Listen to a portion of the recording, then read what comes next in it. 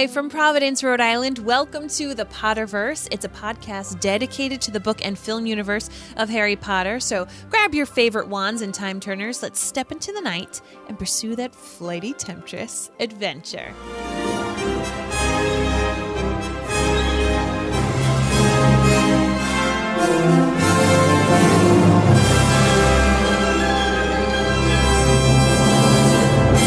Hello, everybody, and welcome. My name is Mary Larson. My name is Blake, and I am so proud to announce two very special, important things. Ready? Okay. Today, the day that we were recording this, it is Fred and George Weasley's birthday. Happy birthday, Fred and George. Happy birthday. And most importantly, Marvin, you don't want to know what this day is?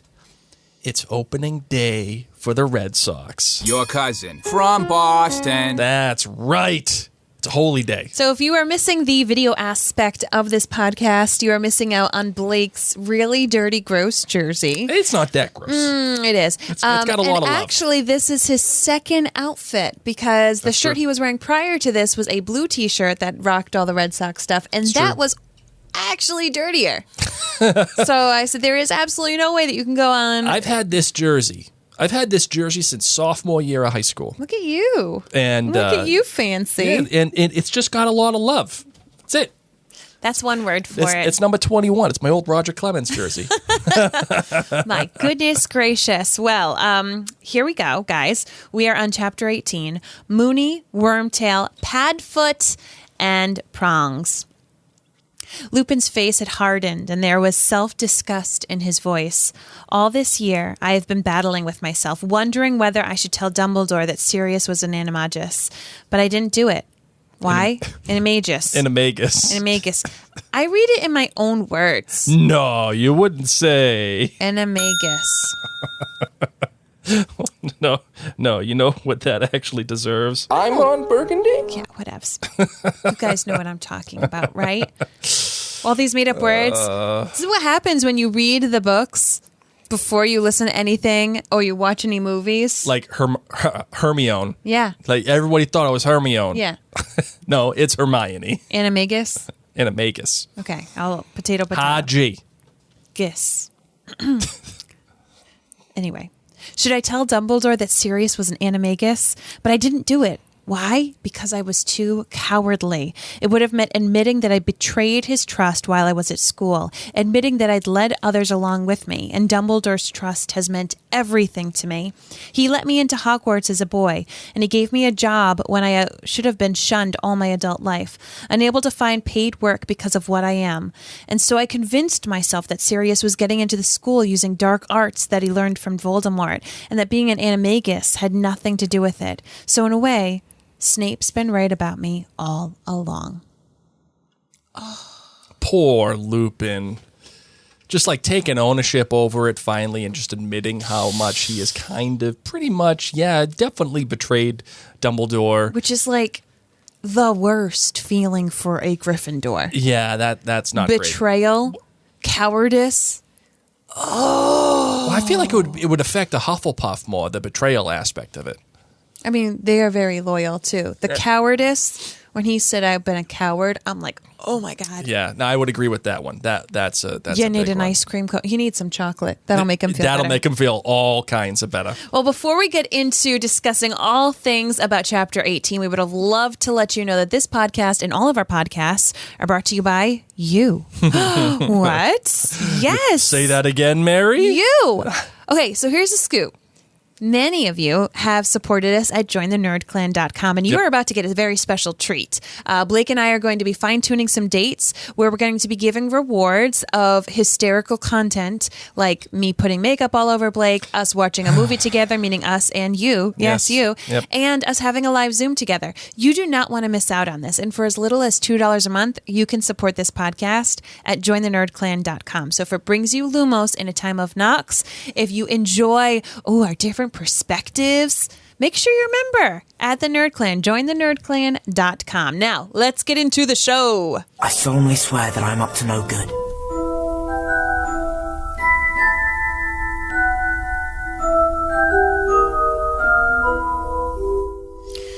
Oh, you guys ready? Hold on tight. Pretty much this chapter is called Remus Lupin's backstory. No, this one's called Exposition. P.S. James Potter, Sirius Black, Peter Pettigrew are all animagi. Manimagi? We don't even know. Animagi. What else? Animagi. Yeah. Yeah. They're animaguses. They're not animaguses. They are. Animagi. In my mind. Okay, Hermione. And as we talked about in the last episode, that is no small feat, okay? And P.S. Snape's been hiding and heard it all. Mm-hmm. The end. Relatively short chapter, this chapter. Yeah, compared to last chapter, too. Yes, I mean, yes. this is all just like hitting you. And what I love is that these probably could have all just been like one big chapter, but just the suspense that you're left on at the end of each chapter. This is a hard one not to continue. Yeah, no, you absolutely have to continue, Right? especially when Snape shows up at the end there, hashtag Yes! spoilers. And It's not a hashtag spoiler. This was in the chapter. No, I'm just saying it's a little bit of a funny, if you will. It's a little bit of a funny. The spoiler? I made a funny. Oh, sorry. Didn't think it was funny. Anyway. Anyway, so yeah, no, especially when Snape comes out and points his wand at Lupin and it's like, yeah, that's right, and you have to keep going. I wouldn't blame any of you if you just kept on going through the end of the book, because from here on out, I mean, we are pumping, baby. Boom, boom, boom. I mean, left and right, we're going. Pumping, and if you've never read this before, just hang on tight, Spider Monkey, because hang on tight, Spider Monkey. I know. Hold on. Sorry, I'm looking for the. Here it is. Say it There we go. out loud. There we go. Because I got a lot of drops. I got to find them. It's gonna get bananas. BANANAS. So let's just start at the very beginning, okay? Let's just hang. Let's savor some moments hanging out with Lupin, okay? Yep. So we start this off where they're like, Peter Pettigrew is your rat. And it starts off with everybody basically being like, he's mental. What's really fun is in this chapter, all of the trio, Yeah. they are livid. They are confused. They just won't shut up. They've all decided that everybody's crazy except for them. And they're like, what's going on? It's still that frantic atmosphere that we had in the last chapter just continues. And it's actually why Remus Lupin, being the teacher that he is like, Sirius, I know that this is a serious moment, but we must stop so I can explain things to these teenagers. We must give backstory to the reader. Here we go. And Crookshanks just like chills and hangs on out. Yeah, because Sirius is here. He's ready to kill Pettigrew. Mind you, he would have. If Remus Lupin didn't exposition dump, Pettigrew would have been dead. That would have been dead. D-E-D. Done. D-E-D. Dunzos. But he's like, they've got a right to know everything. He's like holding Black back. And this is amazing because if you realize how quickly Lupin has changed his tune, Sure. like he just figured out, what, an hour ago? Half hour ago? 5 minutes ago? That Sirius is okay. Yep. That he's not guilty. Ran on over there. This has been a friend who he's thought was a murderer for 12 years. Lots of crazy things are happening. And so they're explaining, obviously, Scabbers is Peter Pettigrew. Let's tell you what happened. I thought that Sirius had actually killed him all along as well. But the scoop is that nobody knew Peter Pettigrew was an animagus. Animagus. I'm Ron Burgundy. And we get this beautiful insight by Hermione Granger, who's like, no, this can't be, because I was learning about them and I ended up like seeing that there's this whole catalog of people who are animagi, whatever. I'll just have you say this word over and over. Does anyone else have a tough time saying it? I feel like I've told you now the answer a couple of times. Yeah, it hasn't stuck. No, you wouldn't say. And there's only been 7 people who've done it within this century. 7 people, of course, who are documented. Yes, of course. And one of them being Minerva McGonagall, as a matter of fact, which is interesting. This chapter is... we talked about last chapter about the exposition and how it is a lot.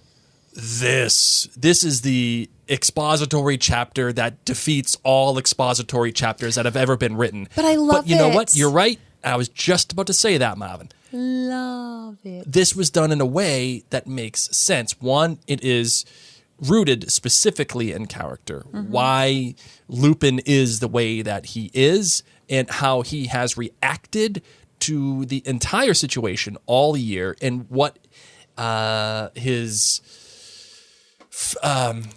motivations are, especially as they relate to Dumbledore and how that affects him. Awesome. But also, too, what happens here is that Lupin is enlightening and amplifying the story for Harry and the kids who have no idea about any of this stuff. He basically started at the very beginning, which starts when he was bit. Right. Because he has to, because that's really where it all begins. Sure, yeah, you have to start at the beginning. It's a very good place to start. So he's a very small boy when he received his bite. You missed it. No, I heard it. Okay, you're just ignoring. No, I already sang it. No, but I followed it up. I'm proud of you. And there was no cure before, and the potion that Snape has been making for him is a very recent discovery. Okay, let's check this out. It makes him safe as long as he takes it in the week preceding the full moon. I keep my mind when I transform. I'm able to curl up in my office, a harmless wolf, and wait for the moon to wane again. So he's just like a straight up dog in his office. He's got his wits about him, just taking a little napski. Who feeds him? That's a good point. Well, maybe he just has to get through it. Like through the night. I mean, he's still hungry. Oh, yeah, sure. And is he just a werewolf for that night, or is it the week that he has to do it? That's a good point. I don't know. And does he like carb load beforehand? Or does he have snacks? Does he keep like Cliff bars, but like Cliff cat bars, so they taste like cat? Or are they Cliff bars that taste like a guy named Cliff? Oh, because he doesn't want to he wants to eat people. Okay. So of course nobody was going to let him in, and then Dumbledore does let him in, which is interesting because I wonder why they wouldn't let Lupin in, but they would have let Hagrid in. Hagrid, who is half giant. You know, I wonder but I think a werewolf. Yeah, like there is a very specific danger. Yeah, I'm wondering at what line was it? What's where they the demarcation line? Yeah, giants cool, totes cool, werewolves though. It's just too much insurance. Yeah. And why is it only humans and not other magical creatures that are really smart? Because that's what the book needs it to be. Anyway, we call that hashtag plot problems. So they decide, so Dumbledore comes up with this whole amazing plan, okay, which just goes to show you why Dumbledore's pacing all the time. Lily says maybe there's a DoorDash type service that comes to Hogwarts. Lily nailed it. Lily nailed it. Oh. Fun thing for our friends joining. What has been the best thing that you've ordered on DoorDash during the pandemic? Let us know in the comments. I'll tell you Mary's. It was a Slurpee. A 59-cent Slurpee. The delivery cost us more than the Slurpee. No. Yeah. I was gifted DoorDash for the first time, and I didn't know what to use it on, so I used it on a Slurpee. Mary could have literally gotten anything, and she got it on a Slurpee. Oh, it's great. The guy loved his life. Guy was floored. He's like, this one's going down in the books for me. Just a red Slurpee. So they had the Shrieking Shack set up so that Lupin could transform into a werewolf, not attack any humans. They had the whole tunnel carved out, and then the Whomping Willow planted there, so that way Madame Pomfrey, who HIPAA, way to go, HIPAA. Oh, HIPAA certified. Seriously, she didn't let that werewolf thing slip. But you know, when Dumbledore was so we've got a pretty unique health case this year, and she's like, oh, allergic to bees? No. Allergic to hippogriffs? No. Werewolf, and she was like, I'm getting a race. Yeah. Race all the vodka I can get. Yeah, thank you very much. All the vodka. But how flippin' cool that they planted it. I wonder how long it took to really sprout. Sprout was in on it because she had to bippity boppity boo that tree. She's got to make it work, man. Right? So he's transforming. He gets in line, of course, with his Gryffindor friends who take 3 years and finally figure out how to turn into animals so that they can safely be with him because he won't want to eat them. But then two of them think, it would be a great idea. I mean, we're pretty much in Hogsmeade. Sure. let's just go. Let's just go explore while we're all animals. Yeah, might as well, right? Let's take this werewolf out for a joyride. Oh, my God. You know. And I love that Hermione just calls him out. That is so dangerous. What are you doing? I do love the regret that Lupin has. Yes. Yeah, that was really dumb of us. That was so stupid. And I hate that we broke all of the rules that Dumbledore laid down for us. And even though he let me in with the right intent of knowing that the rules were there for me, that tree was placed there because of me. You know this was all Sirius's fault. Of course it was Sirius's fault. Everything was Sirius's fault. And that was going to be what I was leading into. Marvin, you're like married to me or something. It's like you're the only other adult I've talked to for a year. That's not false. I need other people. I love you. Yeah. But yeah, we're getting this weird psychic thing. Continue. I'll just be quiet. Eventually we get to the story of what Sirius does to Snape.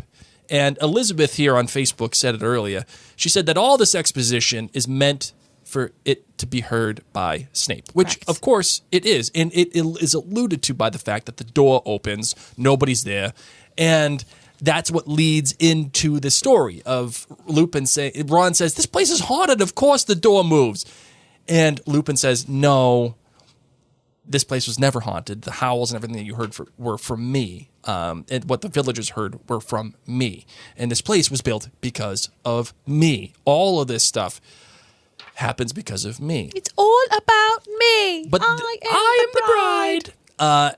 The ultimate problem that they have, though, is that Sirius does play this trick on Snape. That being, oh yeah, hey Snape, you want to keep following your boy over there?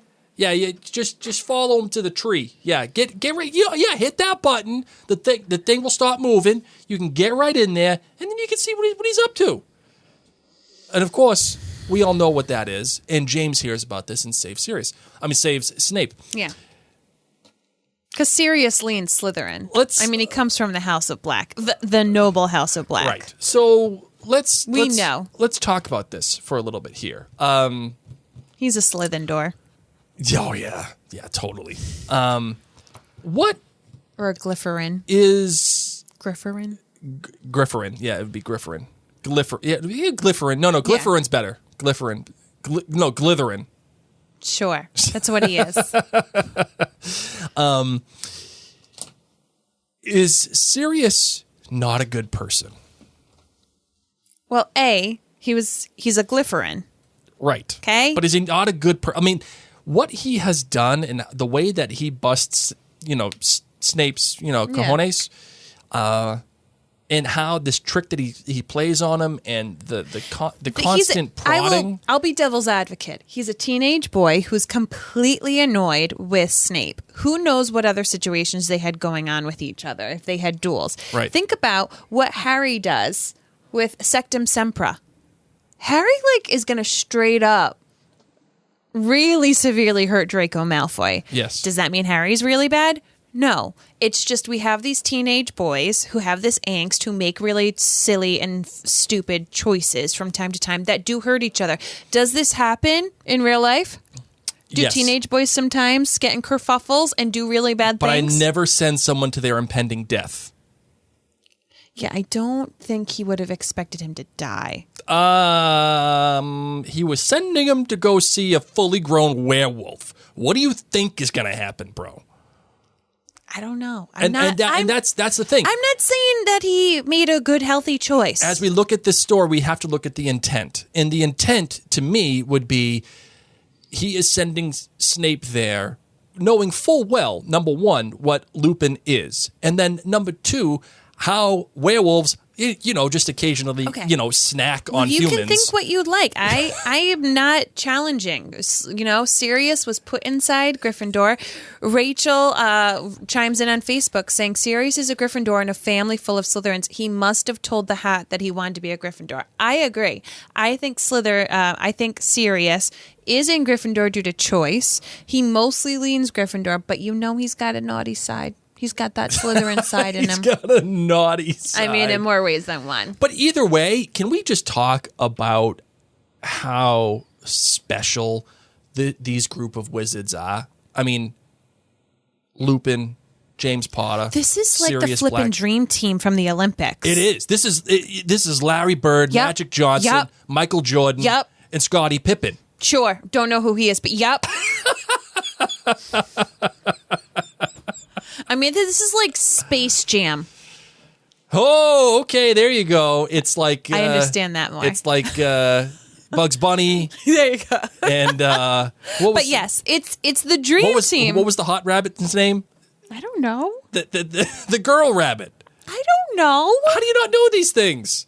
You quoted Space Jam. I quoted Space Jam, but I don't think I've actually ever watched it.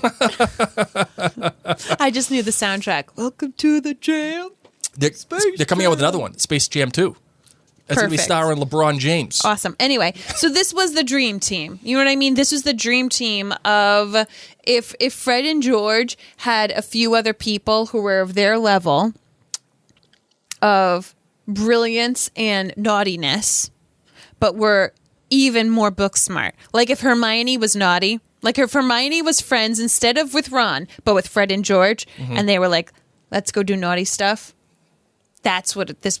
Yeah, I hear ya. I mean, we've heard it multiple times how smart Sirius and James were, which is interesting because Oh, hold on. Everybody here is saying Jessica Rabbit. No, it ain't. That's not Jessica Rabbit. not from Who Framed Roger Rabbit, from No. Space Jam. I'm gonna look it up now because I gotta know.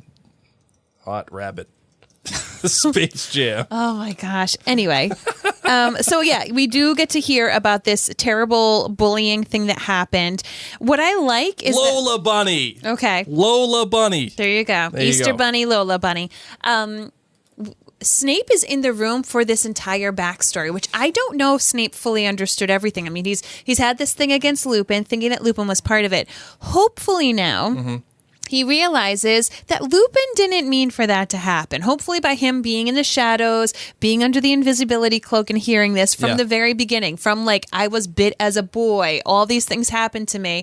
Hopefully he can sit back and be like, wow, I've really held a grudge against the wrong guy. And you know Grudge Snape is the best Snape. Like he holds on to those grudges. I mean, isn't that the name of the next? Isn't that the name of the was previous Snape's grudge. chapter? It was Yeah, Snape. Snape. But Grudge Snape, not like Potion Snape or Professor Snape, but Grudge Snape. Dude, that guy, he don't mess around. And I also like here too that Lupin assumes all these years that he didn't like James because he was just good on the Quidditch pitch.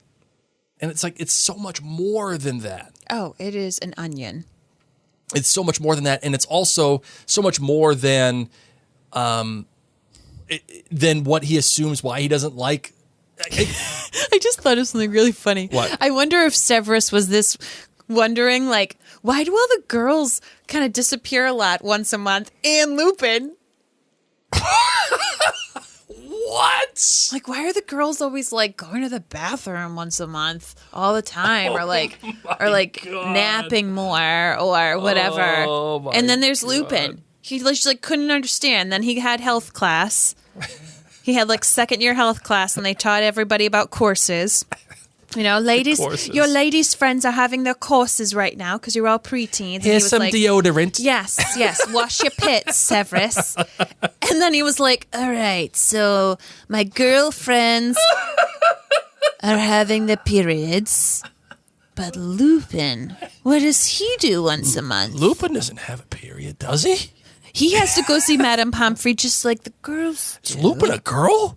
No. What?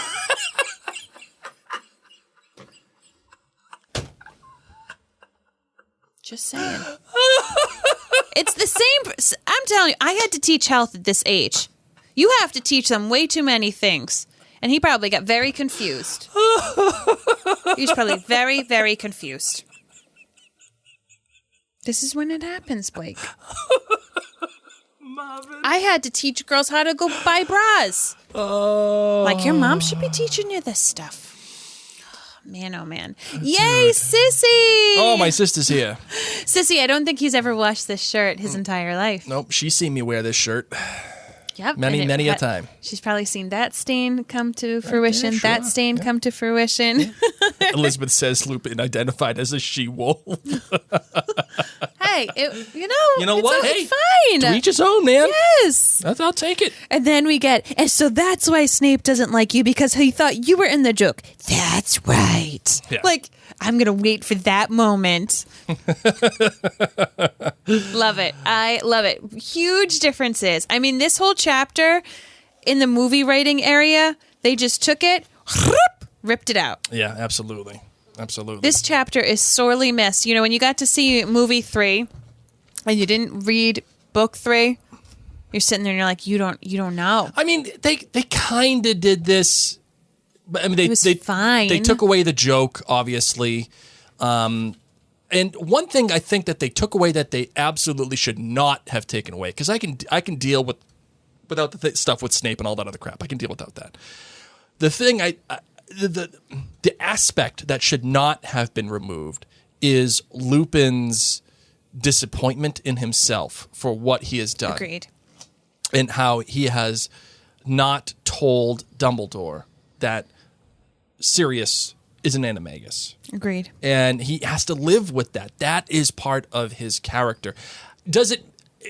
Can we go without knowing that?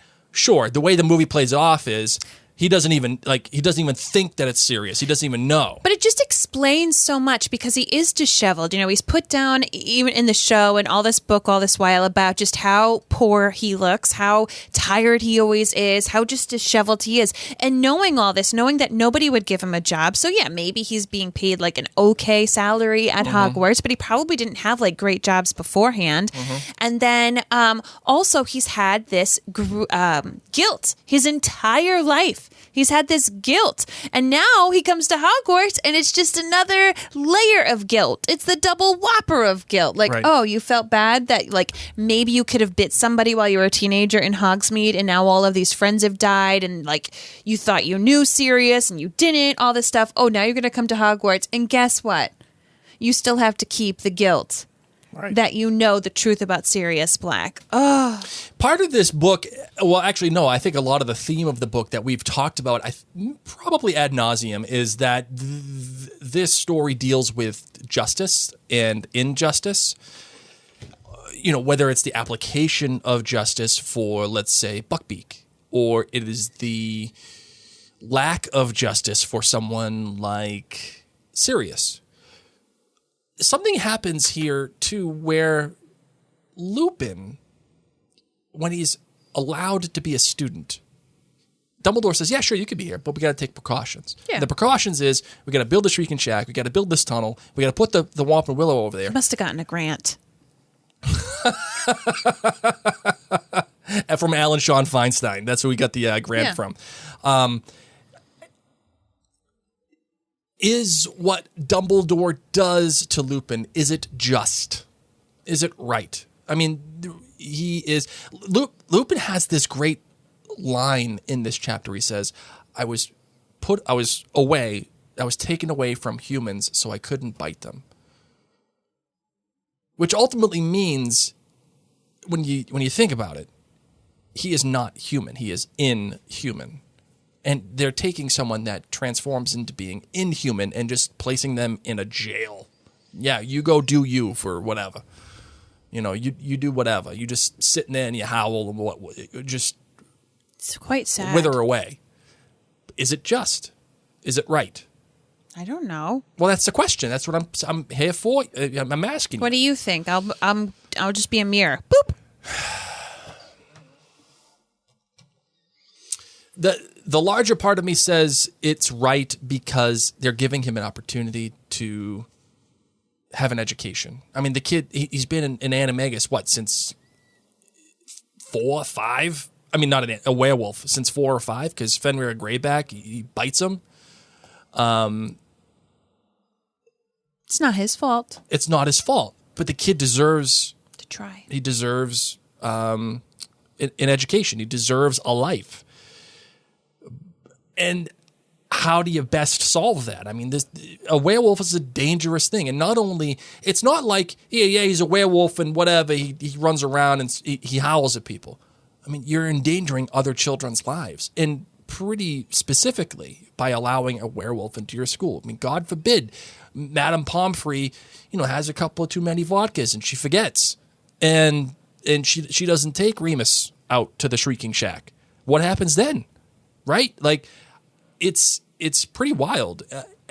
Luckily, oddly enough, Remus does get these friends. While it was so painful and so miserable transforming into the werewolf, he does have his friends who spent all of these years trying to learn how to become anime guy.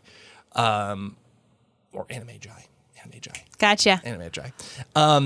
And they allowed him to have the best time. They were the ones who were out there doing what they do. And that relates back to how special this group really is, how talented they are. They have that specific magic knowledge of, number one, becoming anime jai, and then also writing the Marauders map.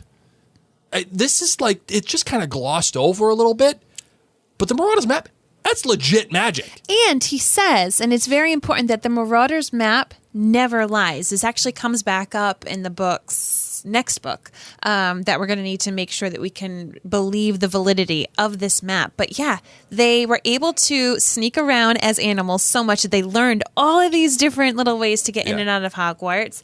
And then they made this amazing piece of magic in a map to utilize to let them see where everyone is. I mean, these guys were brilliant. Yeah, no, definitely. You know what they are? What? You know those wicked smart kids that, like, your mom would always say, and then there was Peter. Peter, you would have thought he would have been an astronaut. Okay? Peter got top marks. He was a great kid, star athlete, brain. Oh, best brain in the class. Good looking, too. Good looking kid. Good. And then he wasted it all away. He got caught up with that Sirius kid. And they just started doing they had dangerous stuff. Too many ciggies and beer. Too much ciggies and beer. Went down the toilet. Whole life. Got himself blown up. Right down the crapper. That's what Madame Rosemurda was probably thinking. Of course. Like, yeah, those kids were brilliant. Suddenly, Madame Rosemurda is your cousin from Boston. We all know those people that our parents would like warn us about. You know? Yeah, absolutely. Don't be like that guy. Don't be like Peter. Don't be like Peter. Peter's no good. Look what happened to him. Nothing like wasted talent. Look at Peter. Okay.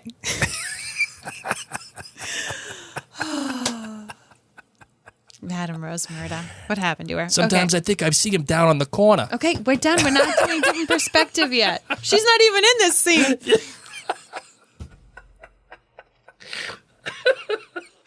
All right, yeah, I think we're done. Okay. I think we're done. All right, great.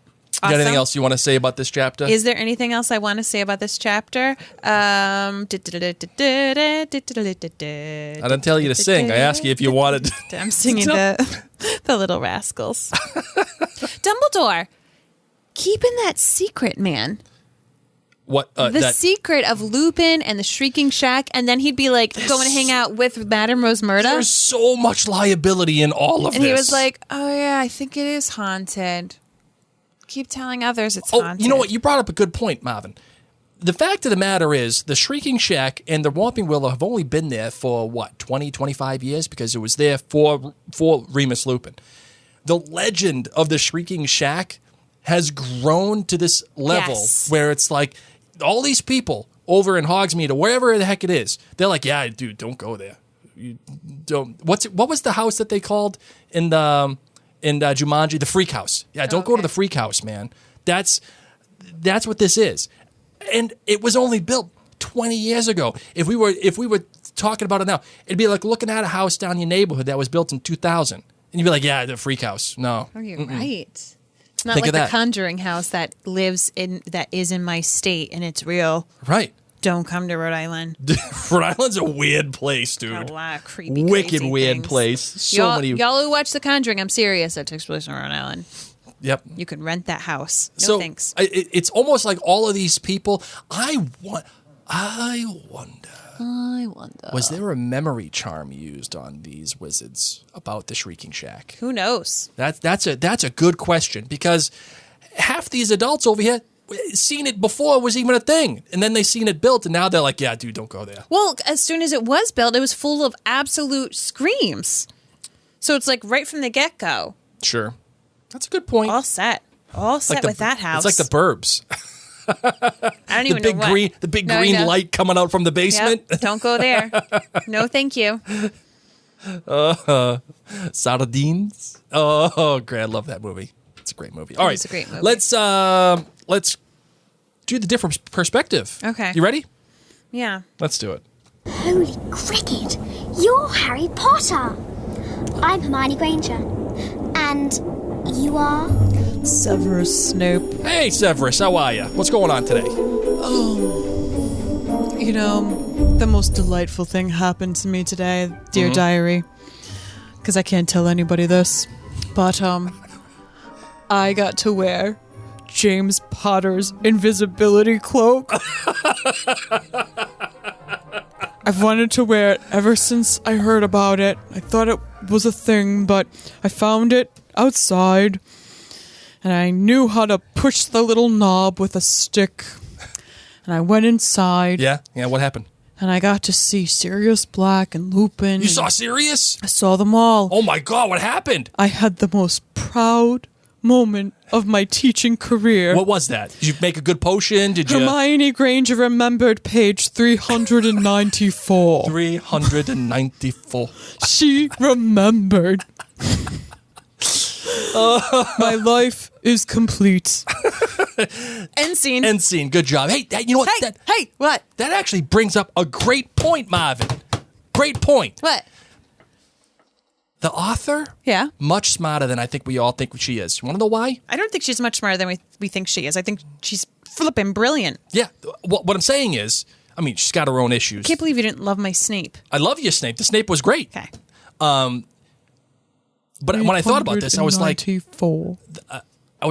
you said that, it brought me back to book one. Book one, when Snape is in class with Harry and said, Harry, what's the difference between Wolfsbane and whatever? The author introduces the idea of the Wolfsbane potion all the way back in book one. Yeah. Wow. I mean, that's really cool. We also hear about forgetting its name, but it's the thing that helps you when you are dying with like poison that Harry shoves into Ron's mouth. We learned that in book one too. Oh, a Bazor. Bazor. There you go. I got you. Look at that. Look at that. Look at you. Listen, man. Look at the author. We don't Look at joke. all of you. We don't joke. All right, now it is time for listener questions. If you have a question, please write it in the comments if you are live. We have one on Instagram, McKenna. Okay, we will get to that in a minute. We got to play the sound. We've been doing this now forever, Marvin. We got to play. We got to process. Did I have a sound from my different perspective? Yes. Oh, okay. I'm Hermione Granger, and you are. I don't wear headphones in this podcast, so Unbelievable. I didn't hear it. So yeah, if you got a question or you want us to chat about something, just put a little lightning bolt emoji before your comment. And those of you listening on the podcast app, you can, of course, email us at marianblakemedia@gmail.com with your questions for the next chapter. Oh, Mail's here. All right, the first question comes from McKenna on Instagram. She says, do you think Lupin can pass the werewolf gene on to his son in future books? I don't think he could pass the gene, but I bet his son was like a little hairier. You know, like a little bit more testosterone? Like Portuguese hairy. What? You know exactly what I'm talking about. I do, but yeah. I didn't think you would go there. Why? Portuguese guys are really hairy. They are. Not us Danish guys. We ain't got no No, hair. you wouldn't. Nope. Full dolphin. Yeah, you are not Not a hairy guy. Werewolf. You are not Definitely a descendant not a of a werewolf. werewolf flake. I haven't even seen a dog or a canine, anything, basically, in my life. Just dolphin. Just dolphin. All right, next one comes from Caitlin. She says, what is considered haunted? Like Hogwarts is full of ghosts. How would the Shrieking Shack be that much different? The ghosts at Hogwarts don't bother the wizards. Why would a rumor about a screaming ghost scare people away? I bet you there are some bad ghosts. Like, I bet you there's some bad stuff. They're just lucky that at Hogwarts things there are kind of okay. But, I mean, there's a lot of things in the Wizarding world we do not know about. A lot of dark art stuff. Well, now you have to define ghost, right? Like haunted. What is haunted? Does that mean it is a ghost? Is it a malevolent spirit? Like maybe all the screams and the people think that people are dying in there. Is it like a fantastic beast that you just don't want to go near? Right. Or is it like paranormal activity? You don't know. You don't know what's... Dude, the freak house. Don't go near the freak house. No thanks. No thanks, man. I would also say hashtag plot problems. That's also what that would be, too. Caitlin also asks, do werewolves only eat humans? Because I can see a dog being okay, and a rat would be able to get away, but a deer seems like it would be a pretty nice snack. Yeah, I think it only wants to bite humans. It only wants to bite humans, yeah. Again, I would also say hashtag plot problems. Another thing, too, that happens in this chapter, Harry asks a very specific question that Remus does not answer. Correct. What would my dad what animal would blah, blah, blah? And then Hermione says, no, that's stupid. Why would you do that stuff? Like, Hermione, oh my God. Don't talk. But the author has to preserve the reveal for the end of the book. I was talking with the kids. It's not this chapter specific, but I was talking with our children because they're flipping brilliant. I tell you what. Our little lass brought up, she said, who was it who saw whose cup was it that had, she said, had Sirius Black in it? So it took me a moment. Whose cup was it who had Sirius Black in it? And I said, oh, she's talking about the tea leaves. She's talking about the tea leaves from Harry's cup. Yeah. And but by her wording it that way, because of course that was Harry's cup that Ron needed to read, and Trelawney ends up seeing the shape of the Grim. It just got me thinking about how Harry has been seeing the Grim in Trelawney's room. Right. Like, it does show up in his tea leaves. He does see it in the orb. Right. Even with Buckbeak. Granted, he's kind of making it up, but that does come true. So I got to tell you, I think that Harry might have a little seer in him. Not saying hardcore, but just like an inkling. Like, he's talented in it. Like, he shouldn't make it a career, but he should trust his gut. Even though he gets a lot of things wrong. He is a seer as much as you are... Psychic? Psychic. Which I'm pretty psychic. For the most part, yes. I know. I would say so. I just think it's interesting that he did have kind of some of these things popping up. Is there like on a scale of 1 to 10, is he like a 1.5? Yeah, sure. Why not? Most people are 0. Maybe he's got a 1.5. The next one comes from, let's see here, Kim. She says, I think Crookshanks used to belong to Sirius Black before Hermione bought him. I think there is a big fan theory about that, Mary. Can you look that up? That Crookshanks was Black's pet? Yes. There is a fan theory about that, I think. Oh, okay. I'll look it up. From what I recall, I actually think we've talked about this before, too. Oh. I don't think so. Yeah, I don't think that he is too. I don't think that. Why don't we tackle another? Okay, the next one comes from Cheryl on Instagram. She says, "Do you think we ever learn about why the Marauders map in film showed Newt Scamander inside Hogwarts, like in a late Fantastic Beasts film? Old Newt walking past the trio in the hallway." Do you think we ever learn about? Yes, I think we will learn about it. Really? I don't know. Okay, I don't know. I that would be fun. It would be fun. I would hope that we do, if that is some. Oh, the fan theory was that Crookshanks was Lily's cat. That was the fan theory. Okay, yes, that's what it was. Okay, yes. But no, Crookshanks is part Kneasel, which is like a fantastic beast that knows when people are being false and really has issues with that when there's like falsity going on. So Crookshanks befriends Padfoot, befriends Sirius Black in his dog form and hooks him up. Yep. Nadine says, where do I find out the quiz to find out what house I am in? Google. Nadine, go to Google. Just go right to the Google machine and look up Wizarding World House Quiz. That's all you got. Wizarding World House Quiz. And that will get you right there. You got to sign up for the Wizarding World of Harry Potter or whatever, but it's worth it. Trust me, you're going to want to know what house you're in. And that is that. I think that's all for the questions. Yeah, that's it. Yes. Ready to close this bad boy out? Sure am. Let's do it.